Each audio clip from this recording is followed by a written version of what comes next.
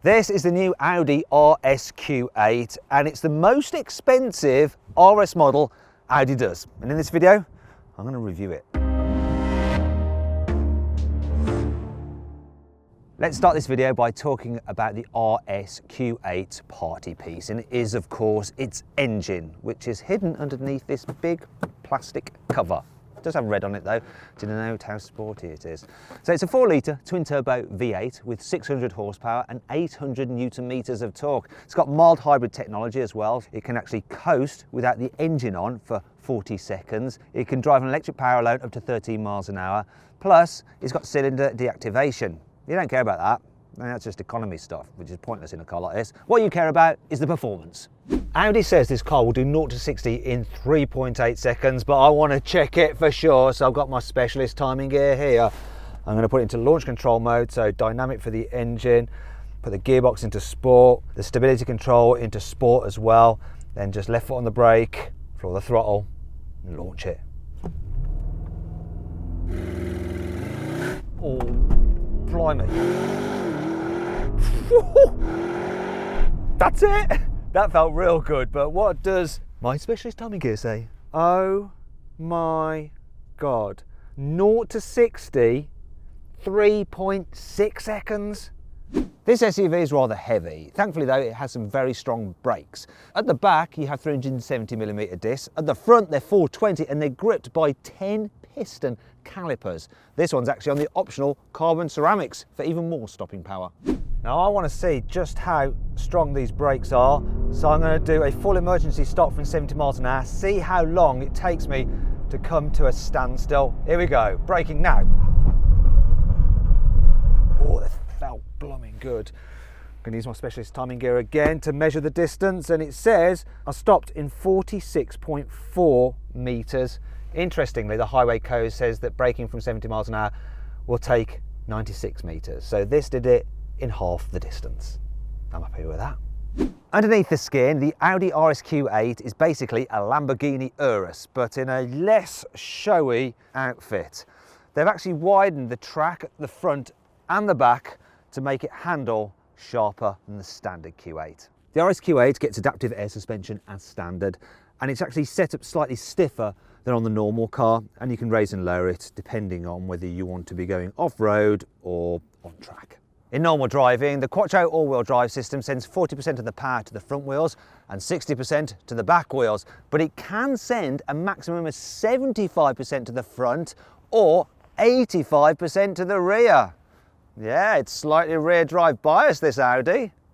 It's unusual. The car also gets rear wheel steering as standard, so when you're going at high speed, the rear wheels move in the same direction as the front to improve your stability. Then at lower speeds, the rears can move in the opposite direction of the fronts, like on a forklift truck, to make the car more manoeuvrable. So when you're trying to park it, you don't look like a complete nutter dickhead. You can get something called active roll stabilization on the options list, and it basically stiffens up the anti-roll bars when you're going into a corner to make it corner flatter. Did that make you feel seasick? Sorry. The car also gets a Quattro Sport rear differential, and what that'll do is send power to the rear wheel with the most grip to help power you out of a turn, and it can help you do some skids too. In fact, let's test it. Okay, so I've turned the stability control all the way off. I'm going to see if it'll do some skids. Power, come on, let's get it going. Sort of. Ugh. I'm getting covered in dust, but it will sort of go sideways. Not the best, but okay for a big SUV. Now let's see what this big beast is like on a twisty road. So I'll put the stability control into its sport setting, so there is some degree of safety. Got the gearbox in manual. See how it goes. Blooming at that engine, it's so strong. Wow, it really turns into the corners brilliantly, and it stays super flat. Those active anti-roll bars are really doing their job. The rear wheel steering is really helping as well. It just makes it feel more agile. Blimey, I've got air there. The steering's nice. Whoa, whoa, it's sliding.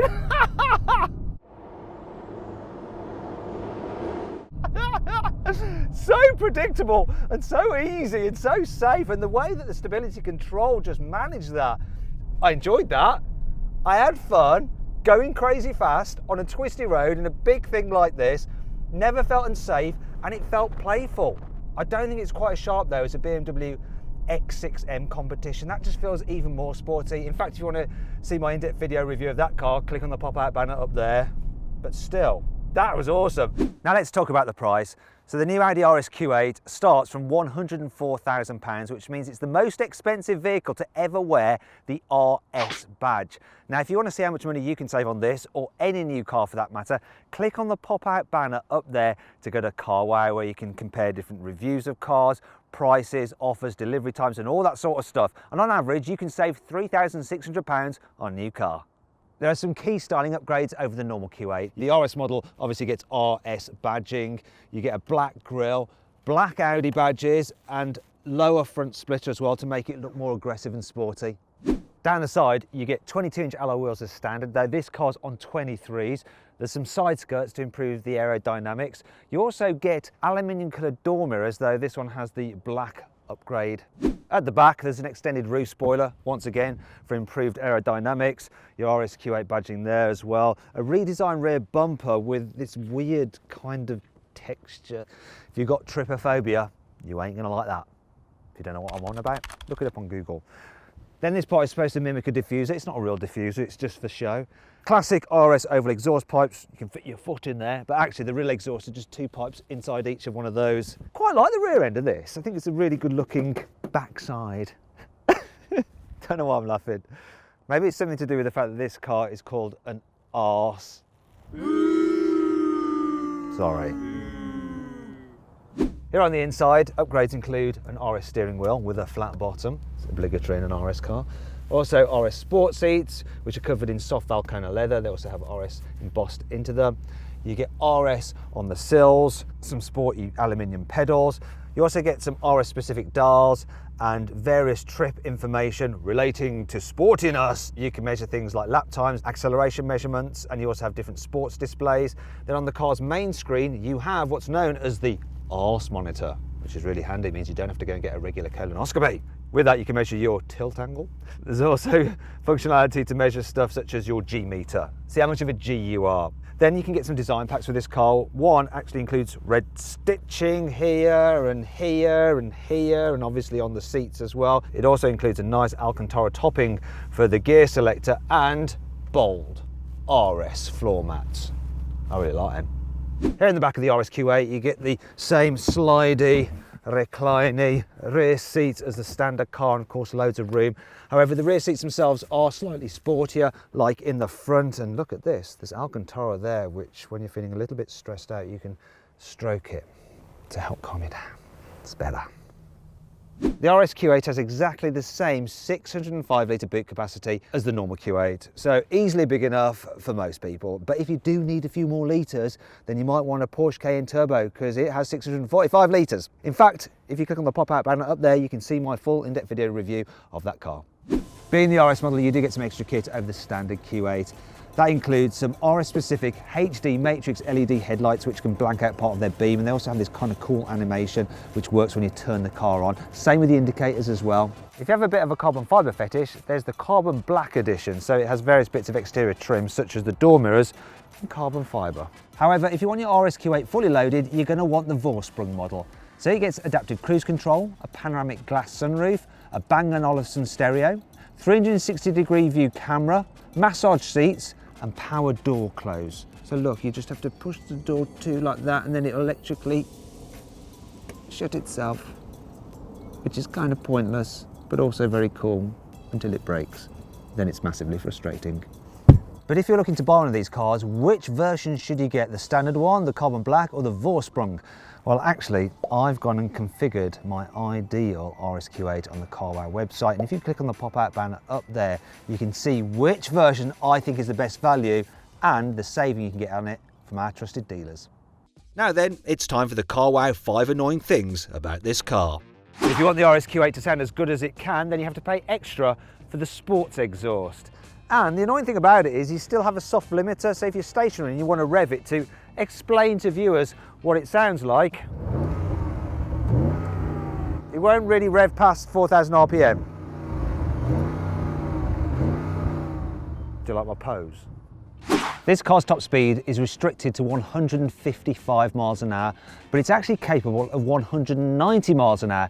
Now you can pay extra to have the limiter removed. The only problem is it comes as part of an option pack, which also includes the ceramic brakes and the Quattro rear sport differential.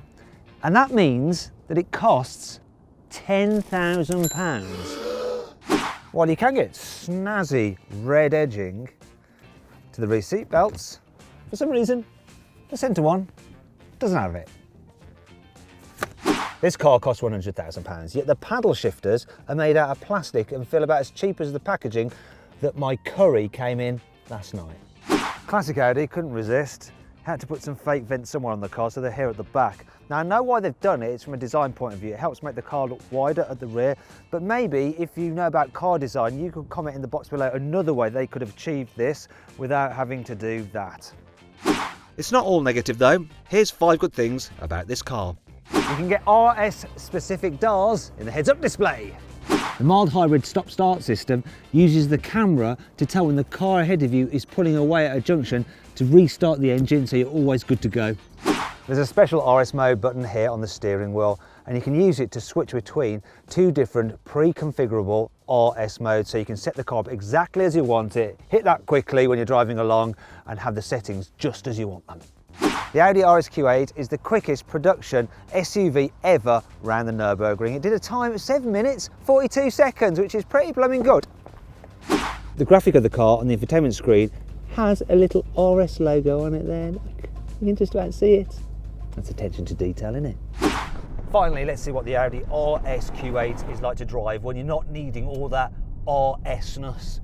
All the systems into comfort, and it is exactly that, super comfy. The lane keeping assist, if you've got it fit to the car, is really, really good as well. You can just put the cruise control on and let the car do all the work. It'll steer to keep you in lane as you drive at the motorway. It's also quite quiet. It has got big wheels, so you get a bit more road noise than you do on the standard Q8, but it's not bad. No wind noise at all. Very, very quiet. The air suspension, when you got it in comfort setting, super good. I mean, it really does iron out the bumps. It feels more comfortable than a BMW X6M when you're just cruising around. Maybe as an everyday car, this is better. And when you put your foot down, it will respond. Yeah, it will definitely respond with loads and loads of punch. One slight complaint maybe is the gearbox. It's generally pretty smooth, but it's not the fastest to change it when you press the pedal, so I'll just show you now. Press, change, press, change, press, change. There's a minor delay, which just takes the edge off the sportiness, but really, that is a small complaint. I am mightily impressed with how this drives.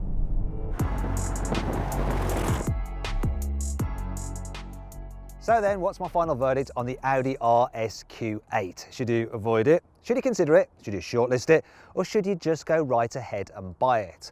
Well, I reckon you should shortlist it. It's a really good looking, comfy SUV that has bonkers performance. Do you want to know something really interesting though about the Nürburgring time?